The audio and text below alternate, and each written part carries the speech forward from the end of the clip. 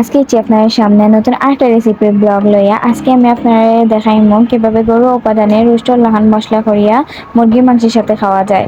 তো hello viewers, আসসালামু আলাইকুম, welcome to my another blog. আজকে আমি আপনারা দেখাইমু এই মাংসের রেসিপিটা। তো ফার্স্টে আমি দেখা যে আমি মাংসগুলারে দইয়া লই লাইছি। এখন আমি হলুদ মরিচ আর লবণ দিয়ে বালা করি মাখাই লাইমু।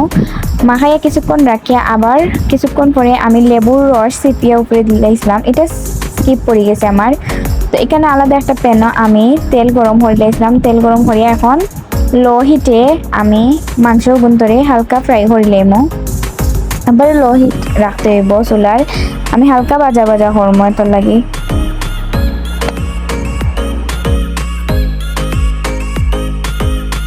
মাংসরে এই টাইপের করি বাচ্ছি সবগুলা। এখন আমি আলাদা একটা প্যানও দিলাইমো কিছুটা পরিমাণে তেল, দিলাইমো আস্তা জিরা। আস্তা জিরা দিয়ালে একটু বাজিয়া দিলাইমো আমি একবারে কুচি করি খাটিয়া পেঁয়াজ কুচি, একবারে ছোট ছোট টুকরা করছি আমি, আপনারা চেষ্টা করবো দেওয়ার। এখন আমি দিলাইমো 2টা তেজপাতা, 3-4টা লাখড়ি টুমা আর 2-3টা এলাচি। লাখড়ি টুমা বলতে বুঝলো না যে লাখড়ি দিলাইছি, এখানে দিছি আমি দারচিনি আর কি, একটু মজা করে হলাম লাখড়ি টুমা।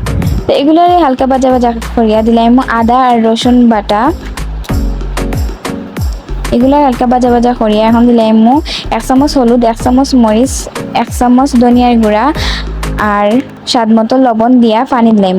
এখানে একটা মশলা স্কিপ করছে, আমি জানি না এটা কি তা মশলা, আমার আম্মু নিজে হাতে এই মশলাটা তৈরি করছেন। তো আমি ঢাকনা দিয়ে রাখিছিলাম কিছুক্ষণ যাতে মশলাটা কষে যায়। কিছুক্ষণ পরে ঢাকনা তুলিয়া আমি এখন দিলাইছি মাংসগুলো বাজিয়ে রাখা। এখন আমি উপর থেকে আর একটু লেবুর রস ছিটিয়ে দিলাইমু, দিয়ে আমি হালকা নাড়াচাড়া করবো।